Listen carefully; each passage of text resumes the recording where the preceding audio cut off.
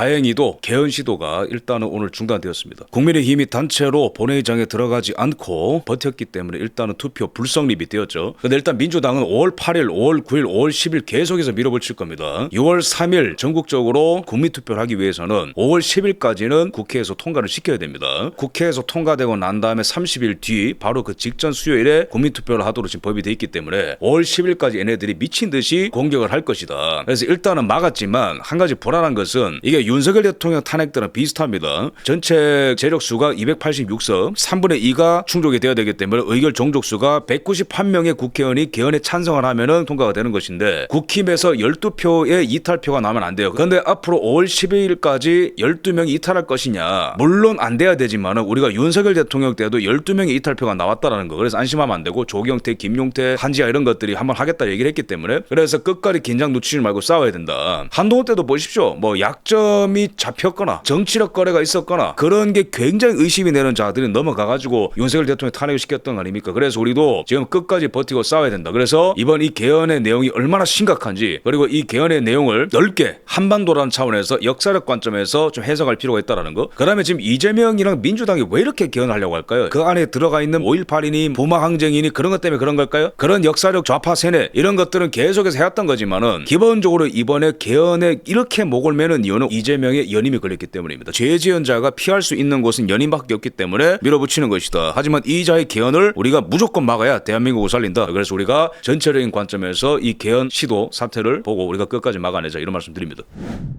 국민의힘이 개헌 반대를 당론으로 재확인을 했다. 표결 불참할 것이라고 얘기를 했고 아예 표결에 안 들어간다라고 얘기는 했는데 이거는 통과가 되면은 그냥 표현의 자가 없어집니다. 5.18 건들기만 하면 다 감옥가고요. 박정희 대통령 칭찬하면은 끝납니다. 왜냐면 부마항쟁을 거의 영웅 수준으로 올려놨거든요. 그러면 박정희 대통령의 역사 전체가 부정되는 거예요. 또한 계엄령의 실질적 권한을 국회에다가 계엄령 권한을 주는 겁니다. 어마무시한 일을 벌이는 거죠. 우원식이가 어제 장도혁 대표를 마지막으로 찾아가서 개헌 협조해달라면서 읍소를 했고 장도혁 대표는 헌법을 지킬 의사가 전혀 없는 사람들이 개헌에서 도대체 어디에 쓰나 라고 단박에 거절했고 이건 잘한 겁니다. 정청래 같은 경우에도 개헌 투표해달라면서 계속 압박을 놓고 있고 이재명의 입을 보면은 개헌 반대하면은 불법 개헌 옹호론자 이런 드립치죠. 그죠? 자, 대한민국에는 보수만 있는 게 아닙니다. 정치에 관심이 없는 사람들도 많고 투표 자격이 있는데도 투표를 한 번도 안 해본 사람들도 많고 좌파도 싫고 우파도 싫다 하는 사람들도 많고 자유주의자, 보수주의자, 사회주의자, 종북 빨갱이 뭐 다 있다는 걸 인정하고 있어요. 근데 개헌을 반대를 하면은 무조건 내란이 되는 겁니까? 저는 윤석열 대통령 탄핵 위헌 탄핵 자체가 내란이라 생각하고 계엄은 합법이라 생각합니다. 그런데 저와 입장이 다른 보수주의자들 많아요. 계엄은 잘못됐지만 탄핵은 반대다 이런 사람들도 있고 나 윤석열 대통령 뽑았지만 계엄 뭐 알았냐? 탄핵돼도 된다 이런 사람들도 있고 대한민국에 개헌을 다 반대할 수 있거든요. 이 사람들이. 그럼 전부 다 내란 세력이 되는 거야. 니들 논리대로 하면은. 그 다음에 이거를 반대하는 자들은 아마 좌파 진영 안에서도 엄청나게 저는 많을 것이라고 봅니다. 그럼 다 내란이라? 제가 여기서 보는 이재명의 다급함 조바심인 거예요. 공소 취소 빌드업하다가 이거 됐잖아요. 이게 왜 이재명 작품이냐면은 작년에 어떤 일이 있었어요. 재판 중단법 민주당이 추진하다가 민심 안 좋으니까 이재명이가 지가 원했던 건데 말리는 것처럼 하면서 하지 말라고 했잖아요. 그죠? 헌법재판소에 그 빨갱이도 왜 다 임명했는데 재판 중단이 위헌이라는 소원을 다 기각때렸잖아요. 그런 사람들 네가 왜 앉혀놨는데 살고 싶어서 그런 거 아니야. 그럼 요번에 공소 취소도 네 작품 아니야. 이재명이 그나마 지지를 받쳐줄 때 코스피가 위에 있을 때 이때 아니면 안 된다고 들이박은 거 아니야. 들이박다 네가 잘못된 거 아니야. 그런데 개헌마저도 이게 안 되면은 연임이 아예 안 되기 때문에 이재명 계산으로는 미칠 노릇인 거지 이재명이는. 이런 상황에서 우리가 두 개의 개헌을 함께 봐야 될 필요가 있어요. 자, 대한민국에서 이루어지는 내란숙의 이재명과 내란 세력 민주당이 추진하는 개헌이 있어요. 그런데 동시에 두 달 전에 북한에서 완료가 된 개헌을 봐야 됩니다. 대한민국도 개헌, 북한도 개헌. 왜 이 두 개의 개헌이 동시에 진행되고 있을까? 북한의 개헌은 첫 번째 영토 조항을 신설하는 개헌입니다. 두 번째 통일이라는 문구를 지워버립니다. 세 번째 김정일, 김일성의 과거 행적을 다 지웁니다. 김정은한테 핵을 쓸 수 있는 권한을 명시했고 김정은이가 죽을 경우에는 자동으로 핵 발사를 할 수 있는 간접적 조항까지 넣어놨습니다. 그게 바로 북한의 개헌인 거예요. 북한의 개헌에 대해서 대한민국 안에서만 보면 안 되고 글로벌한 시각에서 봐야 됩니다. 한반도에서 일어나는 개헌 싸움을. 지금 북한의 개헌을 글로벌한 매체들이 다루고 있는 거 아십니까? 워싱턴 익세미너 여기 원래 북한 얘기 별로 안 해요. 미국 전문 매체거든요. 여기가 보통 다 미국 얘기예요. 근데 여기서도 북한의 개헌 얘기가 나옵니다. 파이낸셜 타임스도 북한의 개헌에 대해서 얘기 나옵니다. 뉴욕포스트 여기도 원래 북한 얘기 안 해. 유로뉴스에서도 북한 개헌에 대해서 얘기합니다. 로이터에서도 얘기하고 일본 매체들에서도 얘기합니다. 비세그라드라 매체라고 하는 글로벌 보수주의자들이 보는 매체에서도 북한의 견해에 대해서 얘기하고 있어요. 왜 그럴까? 너무 심각한 문제거든. 주권 국가로 인정받고자 하는 빌드업을 하고 있고 중국과 러시아가 자기 우방들을 잃어버리는 상황 속에서 북한한테 진짜로 그 지위를 부여해주기 위해서 엄청나게 빌드업을 할 수도 있거든요. 중국이 무너진다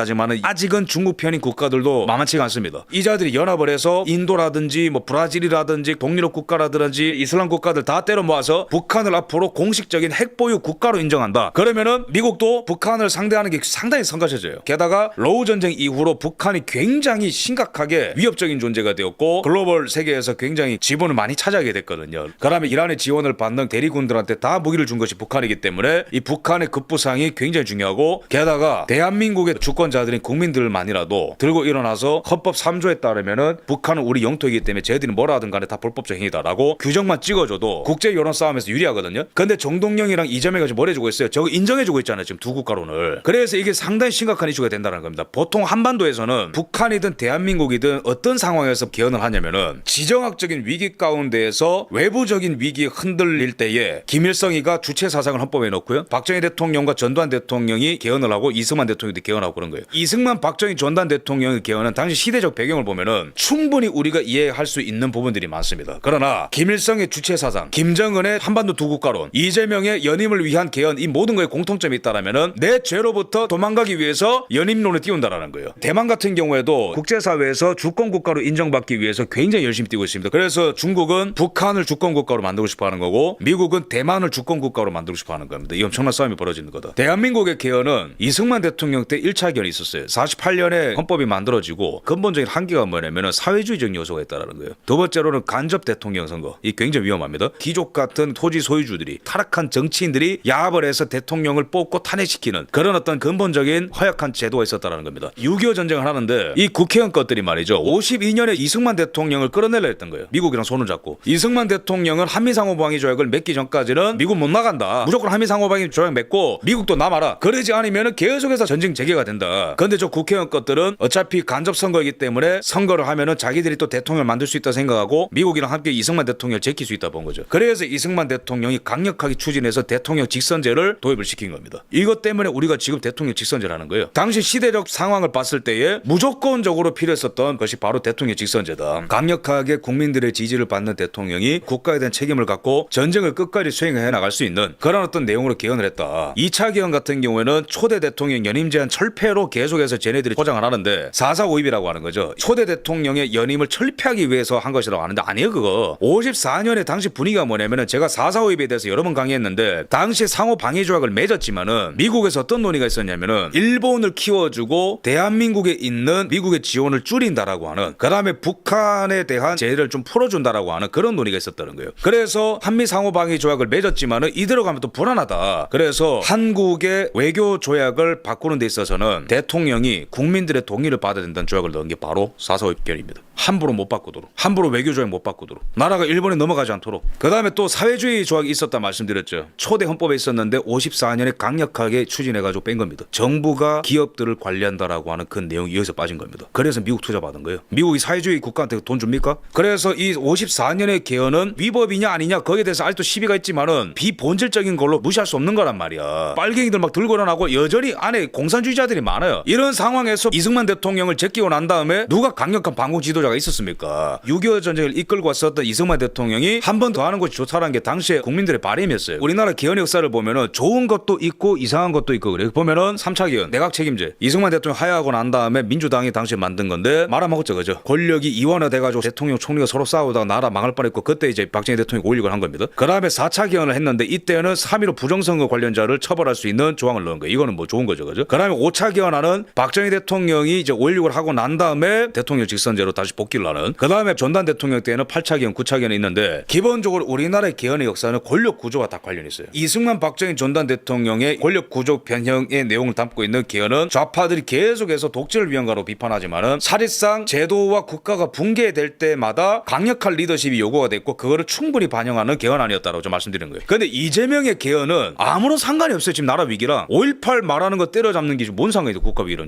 지금은 강력한 대통령의 권한이 있어야 되는데 계엄령 권한 권한을 왜 국회한테 가져가는데? 그럼 중국, 북한이 우리한테 전쟁 걸었을 때 대통령이 국회의원 한 명만 찾아다니면서 전쟁 허락 맡을까 지금? 계엄령 허락 맡아야 돼 지금? 이재명 연임이랑 지금 대한민국 위기랑 뭔 상관입니까? 이게 지금 지 살려고 하는 거지 지금 공수처랑. 이게 바로 김일성식의, 김정일식의, 김정은식의 개헌과 상당히 똑같다. 이재명 개헌은 이런 말씀드립니다. 그러니까 사실은 지금 필요한 개헌은 이 국회 폐악질을 해결해 줄 수 있는 개헌이 필요합니다. 윤석열 대통령이 탄핵심판 때 얘기했었던 거. 87년 체제의 헌법이 만들어낸 국회를 괴물로 만들어버린 이 헌법을 없애야 된다. 개헌해야 된다. 대통령은 5년도 못 채우고 미친 듯이 칼 꽂고 죽일 수 있는 헌법적 체제인데 국회 저것들은 4선, 5선, 6선 징그럽게 하잖아요. 안 없어져 저 사람들은. 이거 뭔가 문제가 있다는 거지. 북한의 개헌의 역사를 봤을 때는 이 보세요. 이게 체제 위기가 있을 때마다 개헌하고 이러거든요. 얘네들도 72년에 김일성 유일 체제를 확립을 했죠. 주체사상 국가 주석제를 이때 신설을 했다. 그 다음에 이제 북한도 공산주의를 하다가 나라가 망해가고 있다. 불만이 많았다 보니까 김일성의 권력을 지켜주기 위해서 이런 어떤 개헌을 했던 것입니다. 그 다음에 소련 붕괴가 되고 난 다음에는 마르크스 레닌주의 문구를 삭제하는. 그 다음에 이제 김정일 중심의 헌법체제. 그 다음에 이제 김정은 중심 헌법체제. 이러다가 지금은 영토 조항을 넣고 통일 개념을 삭제하고 주권국가라는 것을 자신들이 명시함으로써 더 이상 대한민국과 통일 안 하겠다. 우리는 대한민국과 상관없는 주권국가다. 그렇기 때문에 우리를 마두로처럼 제거하지 마라. 이런 빌드업 좀 하고 있는 겁니다. 자, 이렇게 개헌 역사를 살펴봤고요. 전체적인 지도를 봤을 때 이렇게 보시면 되는 거예요. 지금 대륙에 가둬놓고 패는 걸 하고 있습니다. 목조르기 전략을. 중국과 러시아와 북한과 이란이죠. 그죠? 그런데 이 전쟁을 몇 달을 끌고 가도 미국이 유리하려면은 석유가 든든해야 되는데 그런 차원에서 UAE가 너무 중요하다. 동시에 베네수엘라의 석유는 중국이 안 가기 때문에 차단이 됩니다.